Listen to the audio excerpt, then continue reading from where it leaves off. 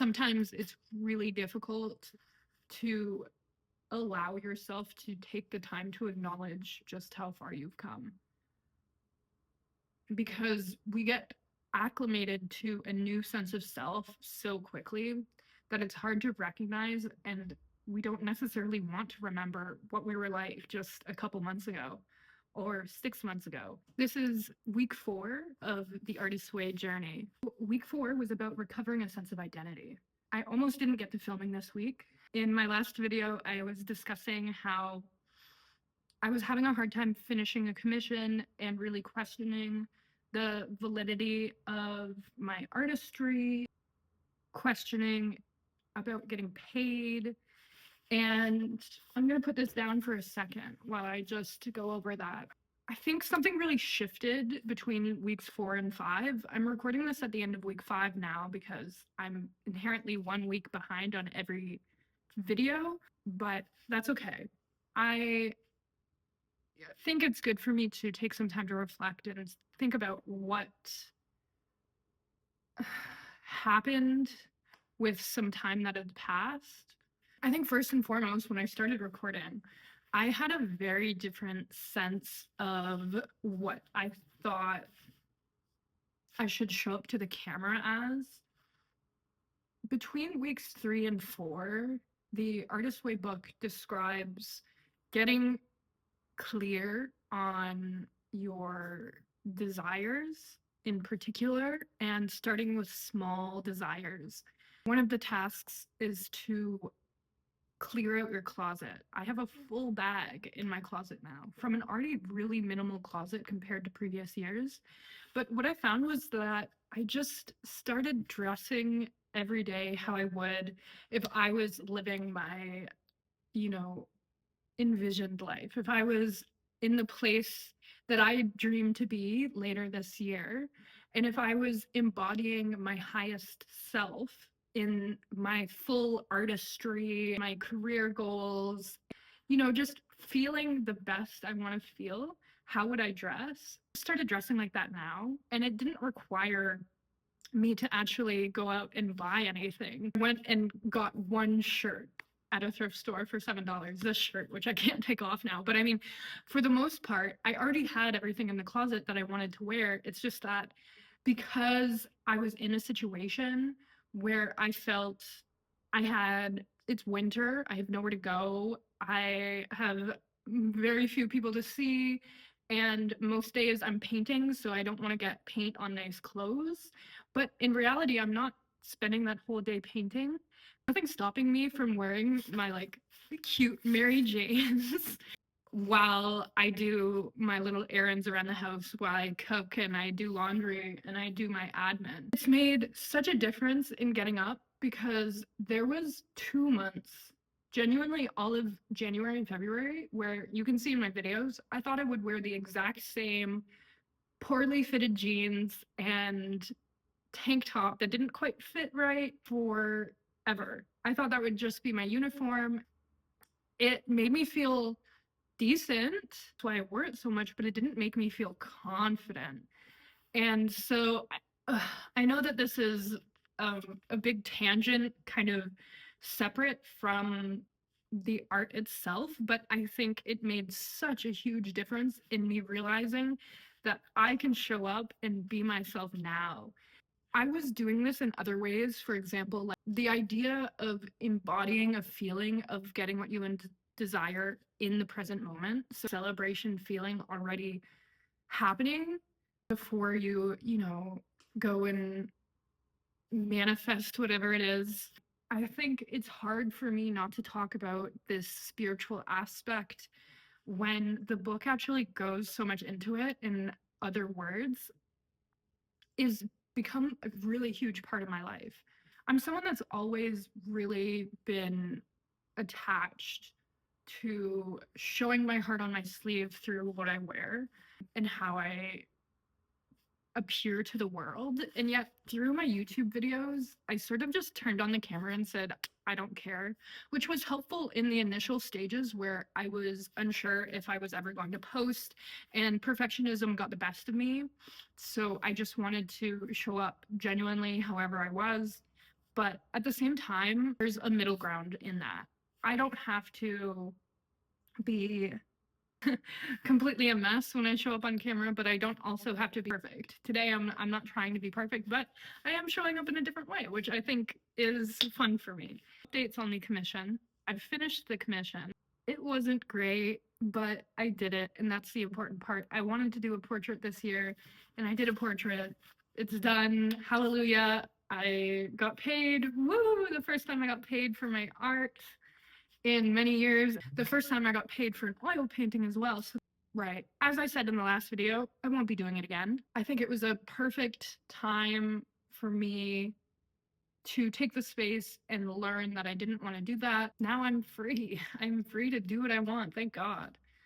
But it also means that I've spent so much time working on that I didn't have time to do anything else. As a result, I've started my reading deprivation a week late. However, yes, so this sense of integrity. I think the most important parts for me was integrity in being true to myself and not selling myself short. By accepting that commission, I was accepting that, oh, someone's actually wanting my work, so I should take it regardless of how I feel about it. The integrity of, for example, oh, I need to dress a specific boring utilitarian way for myself because no one else is seeing me and I don't want to get paint on it. But in reality, I'm not really a messy painter anyways. Besides the point, the integrity to show up exactly how I want to show up, regardless of the practicality of it, is huge for me and made a huge difference in my psyche this week. Reading deprivation came the following week, but because it's linked to week 4, I'll talk about it now. Reading deprivation was hard. I mean, I applied this to not only the books and audiobooks that I was reading, but also podcasts, YouTube, and any sort of short form content scrolling, which meant I cut out a lot of time this week. Some days my screen time was really quite treacherous because I watched so much YouTube. Everything that I do was connected with watching YouTube. When I cook, I was listening to podcasts. When I eat, I'm watching a YouTube. When I'm painting, I'm watching YouTube or listening to YouTube or watching a movie. I'm listening to an audiobook. And I mean, this constant consumption was taking up my entire day. And I felt like I couldn't survive without it. I genuinely felt like if I didn't have something in my ear constantly, I was going to explode. Or if I wasn't reading something, then my productivity was terrible and I am not educated. And all of these beliefs came up. And I realized this week that I don't need to think like that. In fact, I got so much done and I felt so productive without all of this extra noise. I was still listening to some music, but I mean, really, a lot of the time I spent in quiet, just working on what I wanted to work on and what I needed to get done. There were times when the reading deprivation really got to me, and I realized it was in times where I was quite dysregulated from typically a combination of being frustrated and being hungry or waking up too late or not being able to fall asleep. The things that underline an irritation in me, like eating and sleeping, which usually I'm very happy with, but there's just certain things that I haven't been kind enough to myself with that made me justify wanting to go back and break my screen time blockers and things to get to watch some reassuring YouTube. In the book, it questions, when did you break your reading deprivation and why? Was it binging? Was it in a tantrum? I think yes to all of the above.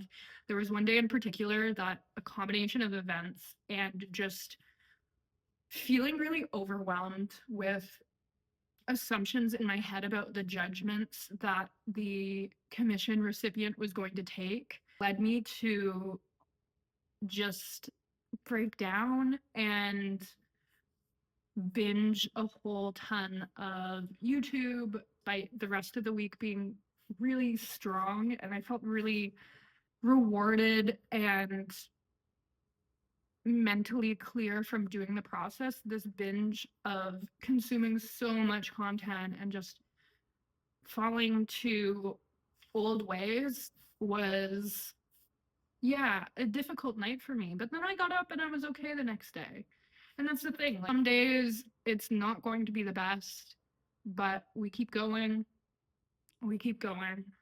I don't know. This week I feel like a lot has happened. I started working on applying for grad school. I made a whole poetry book on my artist date. The last couple of weeks, I think I hadn't really planned an artist date for myself. And it was a bit depressing, honestly. Like, the artist date is a big deal. It's the one time of the week that you're dedicating to yourself. And if you skip that, I mean, what does that say? That you're skipping that time to cherish yourself and honor your artist and fill your artistic well. And so, although I didn't skip them in previous weeks, I was ignoring the point of it. It was really lackluster artist dates and ones that didn't fill my well at all. Or I would skip it and then just say, oh yeah, I did that one thing this week that was like sort of an artist date to me. Even though I do it every week, it's still like the closest thing, like me going to the library to pick out a book. Oh, that's my artist date. That's something I do anyway, so I don't think that really counts.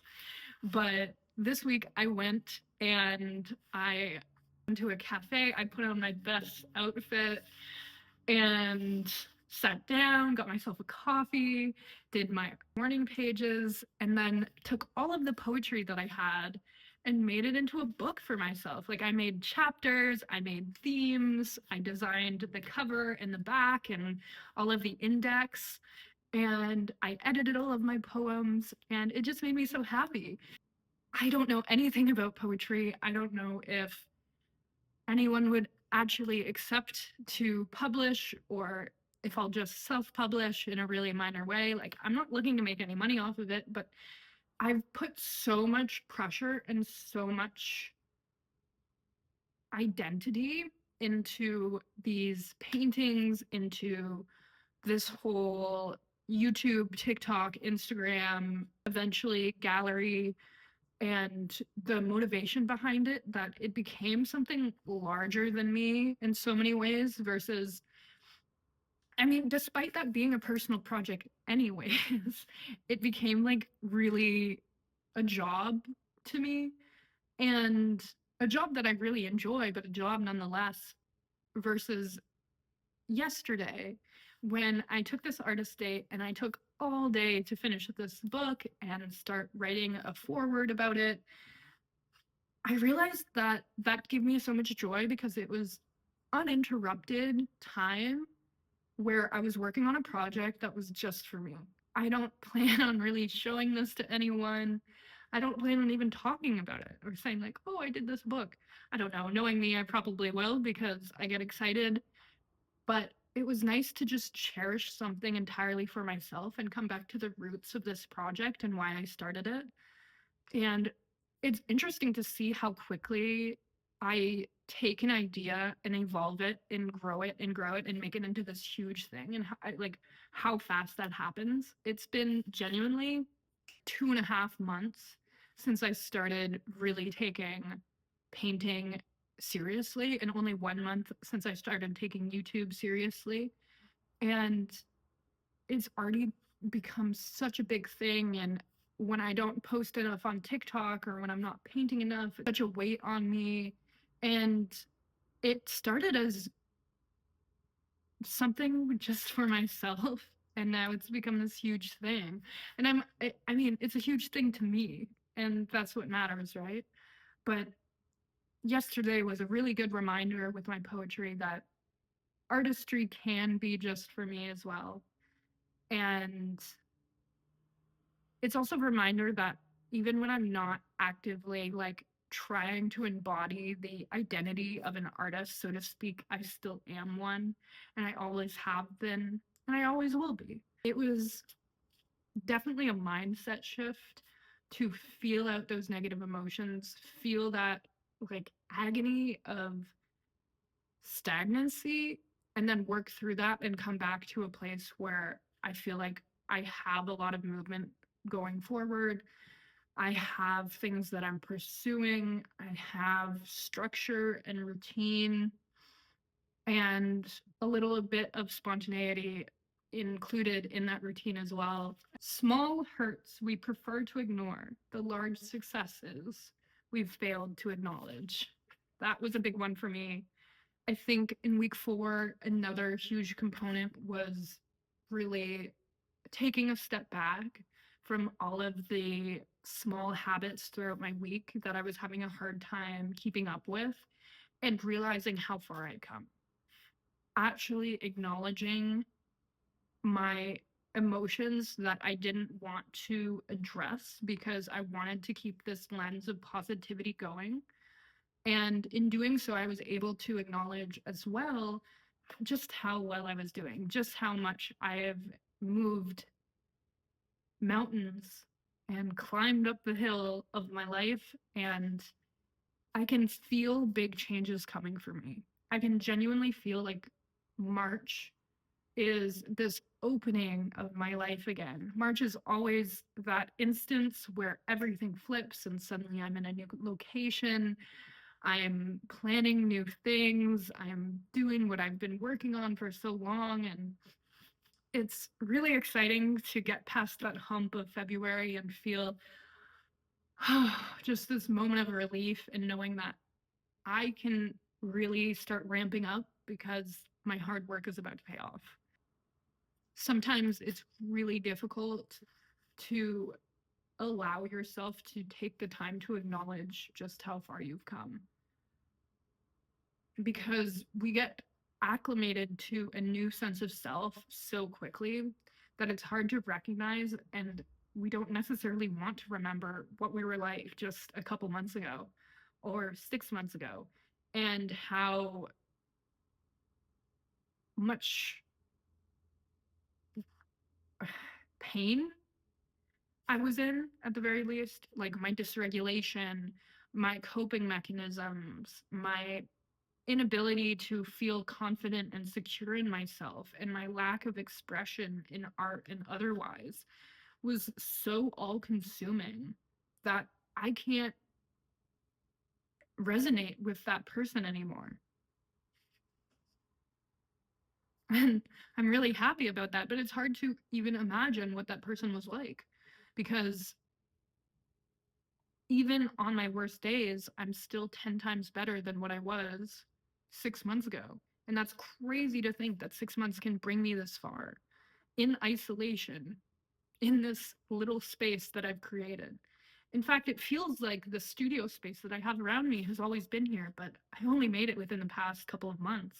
I guess when you spend every day in the same little box, it does make sense that it feels like it's been forever, but yeah, even my calendar, like I look back and I see 6 weeks and that feels like forever. That feels like my lifetime. Um, in the same way, it's hard to picture me being anywhere else and being in this new life when I still have, you know, two, is that really 2 weeks? Wait, no. Yeah. Oh my God.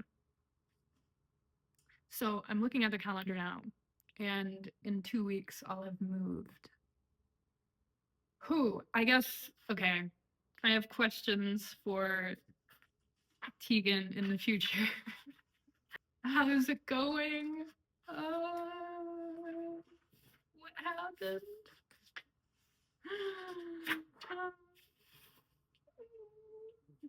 Scary, scary stuff. Scary stuff.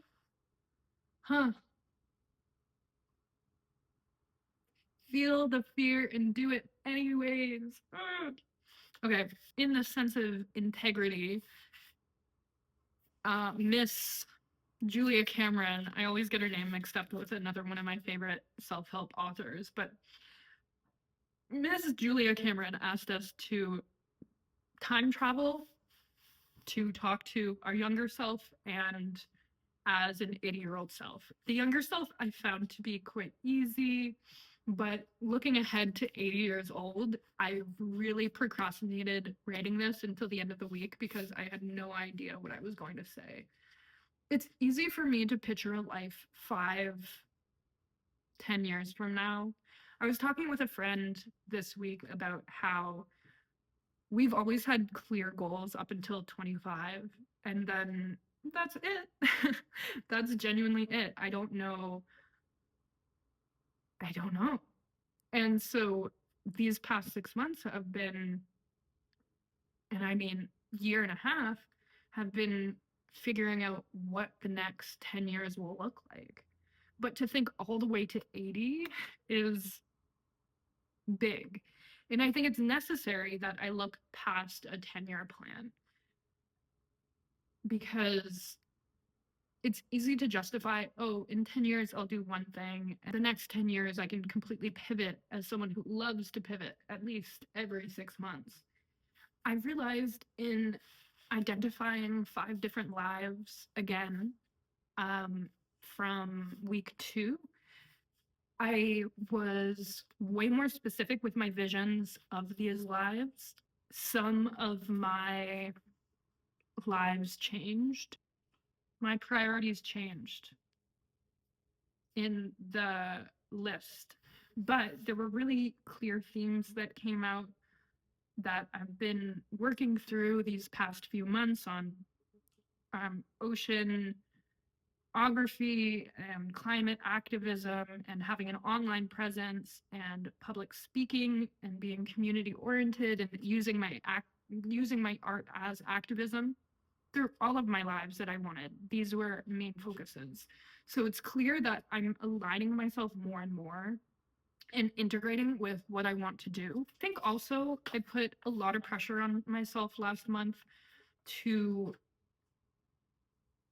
find external markers of success and to chase external markers of success alongside just really wanting to feel those external markers of success for myself. Wanting to feel like I'm contributing to society, I think, was a big one. Sometimes those feelings can conflict with allowing myself to enjoy life, allowing myself to have fun at all. So I want to be able to bring a harmony between those two. And in identifying things that I would like to do if I were 20 again, I realized that these things are not mutually exclusive. In fact, the more I do things that I want to do, the more I feel I have the capacity to do things that I feel are important. I struggle with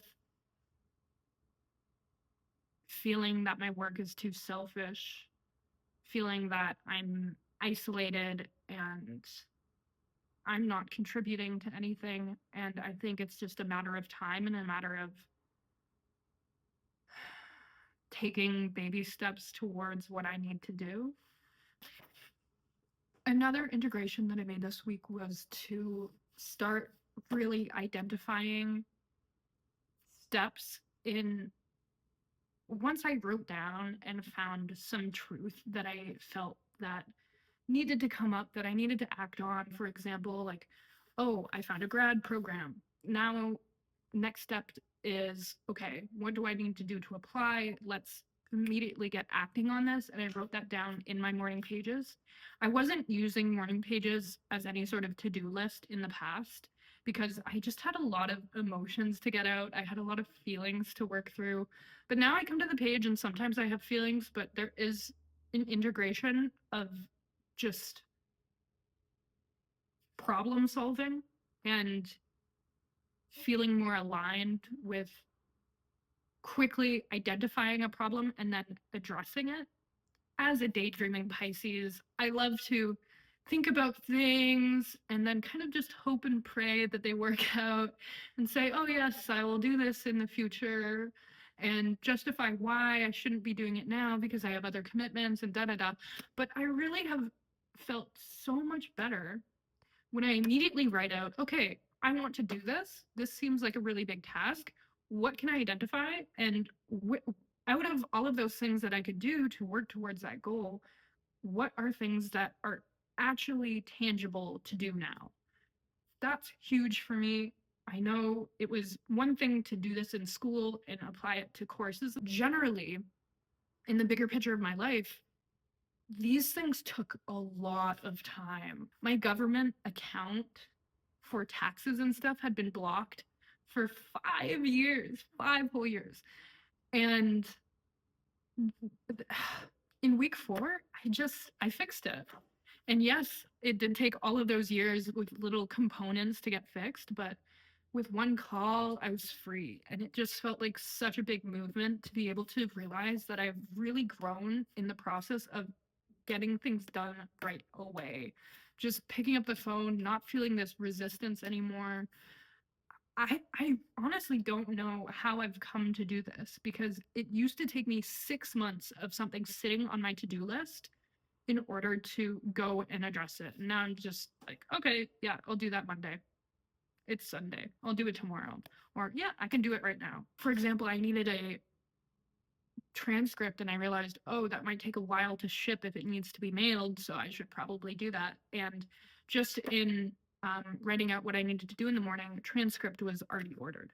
Most times things take so little tiny bit of time, but it feels like such a big hurdle to address. I have ADHD and so things always felt like it needed a high mental cognitive load to just like work up to thinking about doing, and something changed. I'm not sure exactly what that was. I think just getting clear on my values, understanding why I need to do something, why I want to do something, acting truly from my own self-interest, and building up through 4 or 5 months of really building up self-trust and self-reliance and knowing that when I say I'm going to do something, I'm going to do it. In the past, I didn't have that self-respect. So through my own process, through as I'm pointing out on the wall, I have all of these charts up on different aspects of my life that I'm working to document progress in. And then through the Artist's Way book, I've developed a real honest respect for myself, which is huge to say because I think my self-respect in the past had been fairly shallow or fairly fragile and subject to breaking under stress, feel a grander sense of security. Right. A lot's going to happen within the next month. So I am committing to documenting throughout this. I don't know how this is going to change. I won't be in this setup for much longer. But for the next few weeks, I have a little bit of stability left before I release myself into the universe. So stay tuned, and I will see you next week.